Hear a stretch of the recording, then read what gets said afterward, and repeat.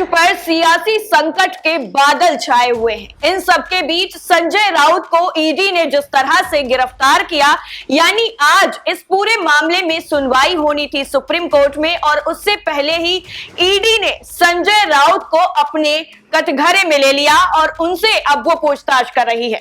4 अगस्त को उनकी रिमांड पूरी हो जाएगी। अब ऐसे में सुप्रीम कोर्ट से भी एकनाथ शिंदे के गुट को तगड़ा झटका लगा है। सुप्रीम कोर्ट में जिस तरह से सुनवाई हुई है और जो जो दलीलें पेश की गई हैं उद्धव ठाकरे के गुट की तरफ से, उसके बाद एकनाथ शिंदे पूरी तरह से बैकफुट पर आ गए हैं। दोस्तों, महाराष्ट्र के सियासी संकट पर सुप्रीम कोर्ट में बुधवार यानी आज उद्धव ठाकरे और एकनाथ शिंदे गुट की ओर से दाखिल 5 याचिकाओं पर दोनों पक्षों के वकीलों में गर्मा गर्मी की बहस देखने को मिली। और क्या क्या बहस हुई है, किस किस तरीके से दलीलें दी गई हैं, वो एक एक चीज आपको बताएंगे। दरअसल सुप्रीम कोर्ट ने शिंदे पक्ष के वकील से कहा कि हमने 10 दिन के लिए सुनवाई क्या टाल दी, आपने सरकार ही बना ली, स्पीकर बदल दिया। इस पर शिंदे गुट के वकील हरीश सॉल्वे ने कहा कि उद्धव ठाकरे ने खुद ही सीएम पद से इस्तीफा दे दिया था, एक व्यक्ति या नेता पूरी पार्टी नहीं हो सकता है। इसके जवाब में सीजेआई एनवी रमना ने कहा, हम कल यानी गुरुवार को इस केस को सुबह 10:30 बजे सुनेंगे। सिब्बल ने इस पूरे मामले में कहा कि विधायक या तो किसी पार्टी में विलय करें या फिर नई पार्टी बनाएं। आपको बता दें, सबसे पहले उद्धव कैंप के वकील कपिल सिब्बल ने अपनी बात रखी। उन्होंने कहा कि अगर 2/3 विधायक शिवसेना से अलग होना चाहते हैं तो उन्हें किसी से विलय करना होगा या फिर नई पार्टी बनानी होगी। वो नहीं कह सकते हैं कि वो मूल पार्टी है। सीजेआई ने पूछा कि मतलब आप ये कह रहे हैं कि उन्हें बीजेपी में विलय करना चाहिए था या अलग पार्टी बनानी चाहिए थी? तो कपिल सिब्बल ने कहा कि कानूनन तो यही करना चाहिए था। उद्धव गुट की तरफ से सिब्बल और सिंघवी ने अपनी जो है वो जिरा की और सुप्रीम कोर्ट के सामने हर वो तथ्य रखा जिससे ये साबित होता है कि एकनाथ शिंदे ने किस तरह से सियासत में घुमा फिरा कर अपनी सरकार बनाई। कपिल सिब्बल ने कहा कि जिस तरह से उन्होंने यानी शिंदे गुट पार्टी की सदस्यता छोड़ दी है, वो मूल पार्टी होने का दावा कर ही नहीं सकते हैं।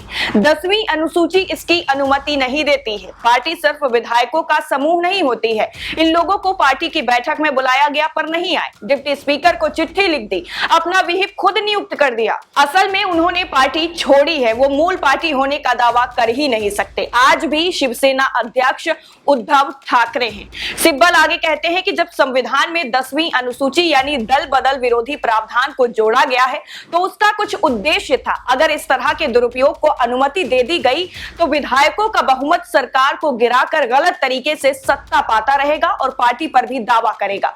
पार्टी की सदस्यता छोड़ने वाले विधायक अयोग्य हैं। चुनाव आयोग जाकर पार्टी पर दावा कैसे कर सकते हैं? उद्धव कैंप के दूसरे वकील अभिषेक सिंघवी ने कहा कि इन लोगों को किसी पार्टी में विलय करना था। वो जानते हैं कि असली पार्टी नहीं है, लेकिन चुनाव आयोग से मान्यता पाने की कोशिश जरूर कर रहे हैं। शिंदे गुट की ओर से सॉल्वे, कौल और जेठ मलानी ने अपना पक्ष रखा। हरीश सॉल्वे ने कहा कि जिस नेता को बहुमत का समर्थन ना हो वो कैसे रह सकता है। सिब्बल ने जो बातें कही हैं वो प्रासंगिक नहीं है। किसने इन विधायकों को अयोग्य ठहरा दिया, ये भी सवाल है। जब पार्टी में अंदरूनी बंटवारा हो चुका हो तो दूसरे गुट की बैठक में ना जाना अयोग्यता कैसे हो सकता है? इस पर सीजेआई ने तल्ख जो है टिप्पणी करते हुए पूछा कि इस तरह से तो पार्टी का कोई मतलब ही नहीं रह जाएगा। अगर जिसके पास विधायक आप बनकर चले जाते हैं उसके बाद आप पार्टी तोड़ना चाहते हैं तो पार्टी तोड़ सकते हैं। पार्टी का कोई अस्तित्व ही नहीं है। विधायक चुने जाने के बाद कोई कुछ भी कर सकता है। इस तरह से पार्टी को नीचा दिखाना और पार्टी का कोई महत्व ना देना बहुत गंभीर है, ये सीजेआई की तरफ से कहा गया। तो सॉल्वे ने जवाब दिया कि हमारे यहाँ एक भ्रम है कि किसी नेता को ही पूरी पार्टी मान लिया जाता है। हम अभी भी पार्टी में ही हैं। हमने पार्टी नहीं छोड़ी है, हमने नेता के खिलाफ आवाज उठाई है। किसी ने शिवसेना अभी तक नहीं छोड़ी है, बस पार्टी में 2 गुट बन गए हैं। क्या 1969 में कांग्रेस में भी ऐसा नहीं हुआ था? कई बार ऐसा हो चुका है। चुनाव आयोग तय करता है, इसे विधायकों की अयोग्यता से जोड़ना सही नहीं है। वैसे भी किसी ने उन्हें अयोग्य ठहराया नहीं है। फिर सीजेआई ने पूछा कि आप चुनाव आयोग क्यों गए जब आप पार्टी में ही हैं, आप सारी चीजें कानूनन कर रहे हैं, तो आप चुनाव आयोग गए ही क्यों? इस पर सीजेआई ने सख्त टिप्पणी करते हुए कहा कि हमने 10 दिन के लिए सुनवाई टाली थी, इस बीच आपने सरकार बना ली, स्पीकर बदल गए, अब आप कह रहे हैं कि सारी बातें निरर्थक हैं। सॉल्वे ने कहा कि मैं ऐसा नहीं कह रहा कि इन बातों पर अब विचार ही नहीं होना चाहिए। सीजेआई ने कहा कि ठीक है, हम सभी मुद्दों को सुनेंगे। शिंदे कैंप के दूसरे वकील नीरज किशन कौल ने कहा कि दूसरा पक्ष चाहता है कि कोई भी दूसरी संवैधानिक संस्था अपना काम ना करे, उसकी जगह सब कुछ सुप्रीम कोर्ट तय करे। यानी सीधा उन्होंने कह दिया कि सब उद्धव ठाकरे की जो पार्टी है वो ये चाहती है कि सुप्रीम कोर्ट सारे काम करे, जो एजेंसियां हैं, चाहे ईडी है, सीबीआई है, वो अपना काम चुनाव आयोग ये ना करे। तो सीजेआई ने कहा कि सबसे पहले सुप्रीम कोर्ट तो आप ही आए थे, अब आप कह रहे हैं कि सुप्रीम कोर्ट सारे फैसले नहीं कर सकता है। इस पर कौल ने कहा कि हाँ, मैं स्वीकार करता हूं कि हम पहले हाई कोर्ट भी जा सकते थे। सीजेआई ने कहा कि या तो आप डिप्टी स्पीकर को फैसला लेने देते, बाद में कोर्ट उस पर विचार कर लेता। सॉल्वे जवाब देते हैं कि डिप्टी स्पीकर कार्रवाई करने के अयोग्य थे। दूसरे पक्ष का यह दावा भी गलत है कि हमने पार्टी सदस्यता छोड़ दी है। सीजेआई तब कहते हैं, लेकिन दूसरे पक्ष का कहना है कि इस तरह तो कुछ एमएलए के जरिए स्पीकर को नोटिस भेजकर उन्हें काम करने से रोका जा सकता है। यानी साजिश के तौर पर यह पूरा प्रोपेगेंडा अपनाया गया जिससे स्पीकर कोई फैसला ना ले सके। सॉल्वे कहते हैं कि इन बातों का नबाम रेबिया फैसले में जवाब दिया जा चुका है, हमने पार्टी नहीं छोड़ी है, स्पीकर को इस पर फैसला लेने दीजिए। सीजेआई कहते हैं कि सॉल्वे आप अपने बिंदुओं को ठीक से ड्राफ्ट कर हमें सौंपिए, हम कल 10 से 15 मिनट फिर से विचार करेंगे। राज्यपाल के वकील तुषार मेहता ने कहा कि लोग एक विचारधारा को चुनते हैं, एक गठबंधन को चुनाव लड़कर दूसरे के साथ सरकार बना लेना गलत है। राजेंद्र सिंह राणा मामले में सुप्रीम कोर्ट के फैसले का सार भी यही है। वहीं शिंदे कैंप के वकील नीरज किशन कौल ने कहा कि दूसरा पक्ष कोशिश कर रहा है कि चुनाव आयोग को पार्टी चुनाव चिन्ह पर कार्रवाई न करने दी जाए, लेकिन ये अनुच्छेद 324 के तहत चुनाव आयोग का संवैधानिक अधिकार है। सिंबल रूल्स में भी यही व्यवस्था है, उसे उसके काम से नहीं रोका जा सकता है। शिंदे गुट के एक और वकील महेश जेठमलानी ने कहा कि दूसरे पक्ष की दलील इसी बात पर है कि ये विधायक अयोग्य माने जाने चाहिए थे, लेकिन सच यही है कि किसी ने उन्हें अयोग्य नहीं ठहराया।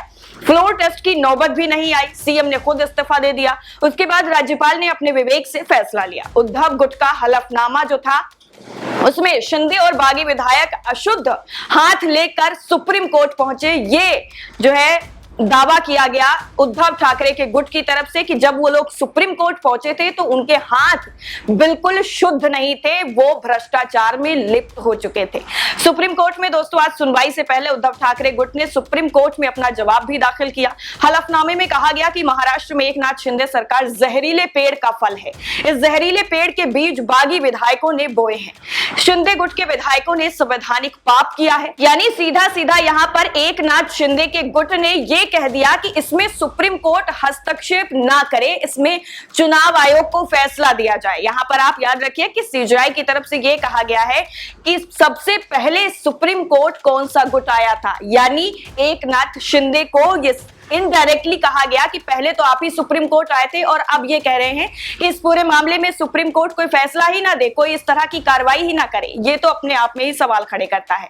शिंदे गुट ने यह भी कहा कि शिवसेना पर फैसला चुनाव आयोग को लेने दिया जाए, कोर्ट में यह तय नहीं होगा कि विभाजन सही है या फिर नहीं। इसके साथ ही शिंदे गुट ने पिछली सुनवाई में तर्क दिया था कि उद्धव ठाकरे के पास सिर्फ 16 विधायक हैं, जबकि हमारे पास 39 विधायकों का समर्थन प्राप्त है, ऐसे में हम बागी कैसे हो गए। उद्धव की याचिका पर सुनवाई करने का मतलब है कि बहुमत का अपमान किया जाए।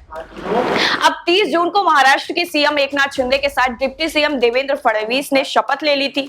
उनके साथ शपथ ग्रहण के बाद से मंत्रिमंडल का जो विस्तार था उसका कार्यक्रम अटका हुआ है, क्योंकि अभी जो पार्टी है उसको लेकर ही एक कोई पुख्ता फैसला नहीं आया। विधायकों की सदस्यता पर फैसला होने के बाद ही मंत्रिमंडल विस्तार होने की संभावनाएं जताई जा रही हैं। अब पूरा जो महाराष्ट्र में संकट था उसमें किस तरह से सियासी घटनाक्रम जो हुए थे, पहले एकनाथ शिंदे सारे विधायकों को लेकर पहुंच जाते हैं गुजरात, फिर उसके बाद वो रुक कर लेते हैं असम का, वहां पर किस तरह से लग्जरी जीवन जो है वो जीते हैं। उसके बाद अलग अलग तरीके का जो प्रोपेगेंडा चलता रहा, फिर सीधा पहले सुप्रीम कोर्ट पहुंच जाते हैं, जो है राज्यपाल की तरफ से जो कहा जाता है इस तरह की अलग अलग चीजें देखने को मिली। लेकिन अब जब सुप्रीम कोर्ट में ये पूरा मामला चल रहा है, ऐसे में सुप्रीम कोर्ट से कह दिया गया कि वहां इस पूरे मामले में हस्तक्षेप वो ना करें। तब सीजेआई की तरफ से ये जो टिप्पणी की गई है वो काफी ज्यादा अहम मानी जा रही है, और सीजेआई की एक और जो टिप्पणी है वो भी अपने आप में काफी ज्यादा ऐतिहासिक मानी जा रही है कि हमने 10 दिन के लिए सुनवाई क्या टाली, आपने तो सरकार ही बना ली। इस पूरी रिपोर्ट को लेकर और सीजेआई की इस टिप्पणी को लेकर आपकी राय क्या है, कमेंट सेक्शन में जरूर बताइए। जय हिंद।